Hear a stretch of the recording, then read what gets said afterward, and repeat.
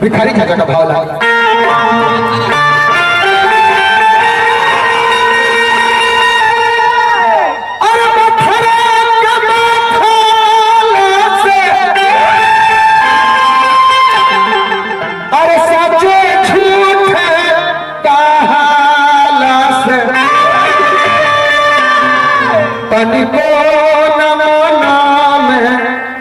विचार कैली छोड़ी लहठी फोड़ी दिहल लटा छितराई दिहल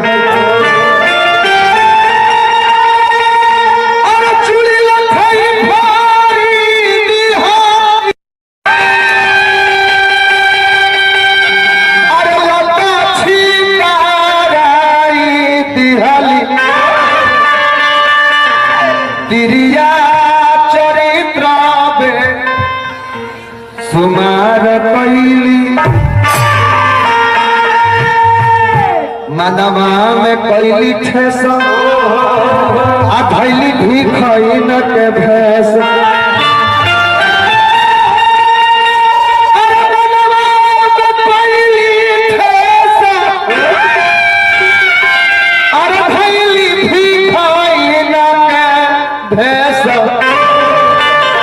के धरानामा मझार गईली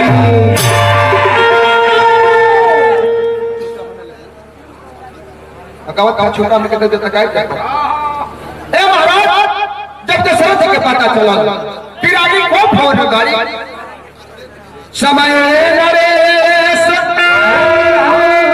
प्रिया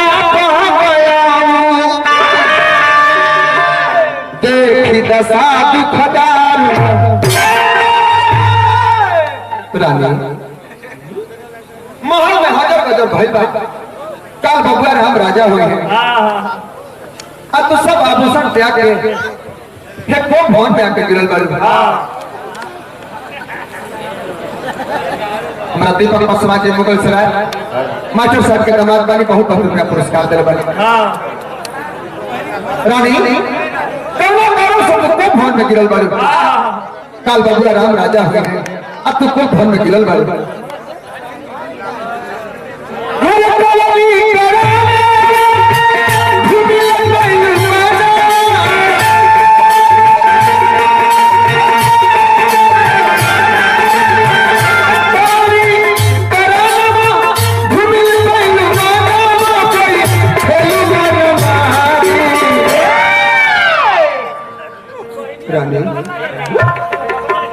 सच सच बतिया बताव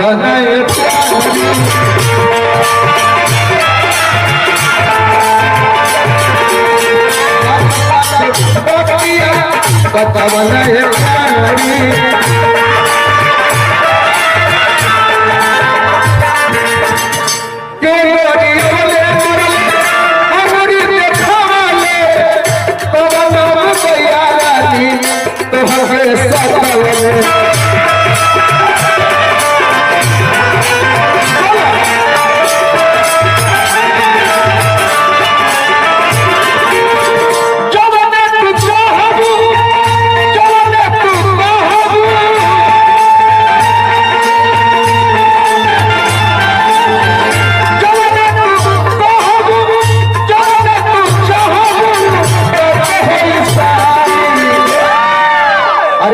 सच बतिया बताव नहीं प्यारी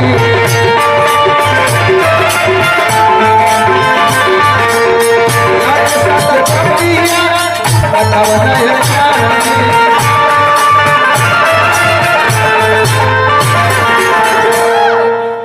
महाराज जाई रौरा खुशी मनाई महल में हजर गजर भइल बाटे राउर मन में खुशी बा रौरा खुशी मनाई तू का कहता तारा मन में खुशी नहीं है तोहर प्रिय तोहर के प्रिय लड़का बा जेकरा के राम के तू अपना दिल के टुकड़ा लेखा माने ले ओहे राजगद्दी पर बैठे जाता रे तू कहता कि तारा खुशी नहीं है आखिर का है महाराज रौरा ऐसे ही बोले नहीं, कहनी कि तू ही प्याने से प्रियो बारू और हमारे पीठ पीछे हम कुछ जानते नहीं थे और रौरा भीतरी भीतरी माई काली है। तोरा पर विश्वास हम जानत नहीं कि हमार बात को ना कटबू, हमारा फैसला के विपरीत में ना जइबू। कैसे हम राम जी के रजगति देवे खातिर फैसला कइले बानी। रानी तोहार राय का तो हमार प्रिय रानी हो। महाराज याद पड़ी वो समय के बाद दिवस संग्राम में लड़ाई के मैदान में रथ के चक्कर टूट के पाक में धंस गए रहे, किली निकल के फेंका गए रहे। हमरा याद हम अपना बाई डाल के और पान के रक्षा कइले रहनी। याद रौरा इतना खुश होई रहनी, तू को बर्तन रौरा हमरे के देले रहनी। वो दोनों बर्तन धरोहर के स्वरूप में रौरा लगे रखले बनी। आप कहले बनी महाराज अब तई तो मांग ले, जब ले दोनों बर्तन मिली ना तब ले देही को भवन से हिली ना। रानी तू को वरदान खातिर उसल अरे काल बबुआ राम राजा हो जाई है। तू 4 गो वरदान मांगबू तारा के 4 गो वरदान हम दे। बाकी है कार भेस ठीक नहीं खेलागत। काल वरदान दे वो 4 गो मांग पाए कहू पिया कबहू न लेहू तेल कही वरदान दुई दे पाऊ समझी। रानी तोरा चक्रवर्ती सम्राट राजा दशरथ के बात पर विश्वास नहीं ना विश्वास नहीं के ऐसे कहतनी राउर प्राणों से जन प्रियो बड़ेरा उनकर संबंध करके कही महाराज दुगो वरदान देव की ना। जब वरदान मान के सवाल आवे रानी तो तोहरा के वचन देता नहीं। अपना दिल के टुकड़ा राम के शब्द फाड़ के कहता नहीं। रघुकुल रीति सदा चली आई प्यार जाई पर वचन न जाई। मांगा रानी तोहर वरदान का बा अभी के अभी अपन वरदान लो। सुनो हो प्राण प्रिय भाव जी का देहु एक बार भर दे दे। कोनो बात राम लक्ष्मण का हमार तो नहीं ढालो। राम भी राजा हुए हैं तो कोनो बात नहीं है और भरत भी राजा होती है तो कोनो बात नहीं कह रहा है। दूसरा का वरदान मांग दूसरे पर मांग करो जोड़ी पुरहु रात कोन रत कोरी ताको सभेश विशेष उदासी 14 वर्ष राम बनो। इस दुकान को हटा दूंगा।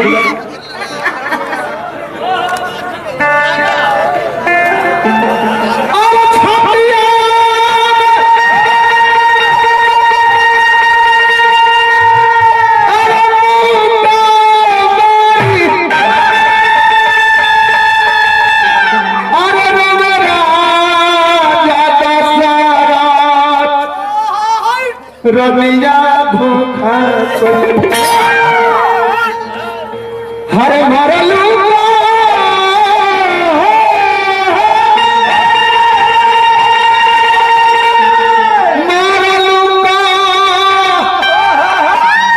चरिया कुठा रमिया धोखा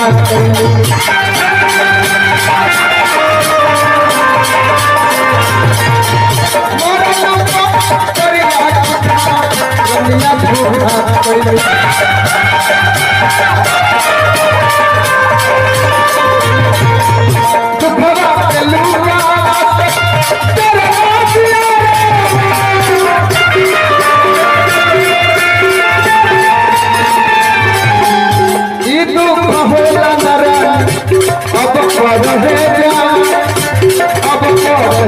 जा